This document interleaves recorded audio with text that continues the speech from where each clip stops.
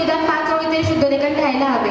तुला माहिती, एकदा सर वर्गात आले. त्यांनी मला उभं केलं. ते मला म्हणाले, तुझं मेंदू काय उंदराने कुरतडलाय? चालत नाही? मी म्हणाले, काय झालं सर? सर म्हणाले, किती तू कचरा टाकलाय? डस्टबिन समोरच आहे ना, त्यात टाकता येत नाही? मी खूप घाबरले. मला काही कळेना. मी पटकन उठले व त्यातला कचरा काढला आणि तो डस्टबिनमध्ये टाकला. सरांना वर्गात अजिबात घाण आवडत नाही. संत गाडगे बाबांच्या वसतिगृहात 3 वर्ष राहून सरांनी स्वच्छतेचे महत्त्व सांगितले. सरांना वर्गात अजिबात घाण आवडत नाही. मंदिरात नाही देव नाही मूर्तीत, मंदिरात नाही देव नाही मूर्तीत, नका शोधू या गिरी कपारीत. जनी जनार्दन भरता सत्ययेची जाणा व सत्ययेची जाणा. सांगून गेले आम्हा गाडगे बाबा, सांगून गेले आम्हा गाडगे बाबा. प्रत्येक माणसात परमेश्वर आहे, प्रत्येक माणसात परमेश्वर आहे. सत्याने वागा. वसुधा, तुला आठवतं सर म्हणले होते सरांचा एकदा पुनर्जन्म झाला होता? अरे हो, एवढ्या थोपटाने काय पाहताय? सर म्हणाले होते जेव्हा ते जुन्नर येथील प्राथमिक शाळेत शिक्षक होते तेव्हा त्यांच्या शाळेसाठी काही खास इमारत नव्हती. तेव्हा त्यांची शाळा मंदिरात भरायची. 1ली ते 4थीचा वर्ग मंदिरात भरला. त्यानंतर 9 वाजता नैसर्गिक विधीसाठी मुलांना 15 मिनिटे बाहेर सोडण्यात आले आणि तेव्हाच मंदिराची एक भिंत कोसळली. बरं झालं तिथे सर आणि सरांच्या विद्यार्थ्यांना काहीच झालं नाही.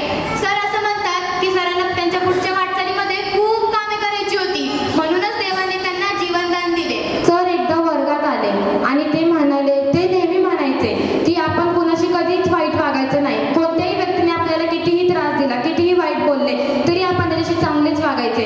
आणि सर नेहमी पसायदानाच्या ज्ञानेश्वरांच्या त्या ओळी समजून सांगायचे. कोणत्या ग? अरे हा, आठवल्या. दुरितांचे तिमिर जाओ, विश्व स्वधर्म सूर्य पाहो, जो जे वांछिल तो ते लाहो, प्राणी जात. प्रत्येक वाईट माणसाला सुदबुद्धी ही मिळालीच पाहिजे. त्याचा प्रत्येक निर्णय हा चांगलाच असावा, असं सरांनी आम्हाला शिकवले. खरंच सर मराठीच्या अभ्यासक्रमाबरोबर आमच्या जीवनातील प्रत्येक वाटचालीचे धडे आम्हाला सांगत असत. सर एकदा वर्गात आले. ते आम्हाला शिक्षणाचे महत्त्व पटवून देत होते. ते म्हणाले, आज मी इथे उभे नसतो. मी विचारले, का बरं? सर म्हणाले की मी जेव्हा प्राथमिक शिक्षक होतो तेव्हा मी 13वी कॉलेजला शिकायचो. मी सकाळी कॉलेज व दुपारी शाळा करायचो. पण FY BA ची परीक्षा आणि प्राथमिक शाळेची परीक्षा एकाच वेळी असल्यामुळे मला FY BA ची परीक्षा देता आली नाही, म्हणून मी कॉलेज सोडले आणि त्या दिवशी मी शाळेत रुजू झालो. शिक्षण अधिकारी आले. त्यांनी सर्व मुलांची तोंडी परीक्षा घेतली. नंतर त्यांनी मला विचारले, तुमचे शिक्षण किती झाले आहे? तर मी म्हणालो, मी FY ची परीक्षा नाही दिली. ते म्हणाले, साहेब म्हणाले, तुम्ही पुढचं शिक्षण पूर्ण करा. शिक्षण फार महत्त्वाचं आहे. तेव्हा सरांनी शिक्षण सुरू केलं व ते शिक्षण घेत राहिले. त्यामुळे मी आज इथे उभे आहो. त्यानंतर सरांना 2 वर्षानंतर नोकरीवरून कमी करण्यात आले. पण का ग?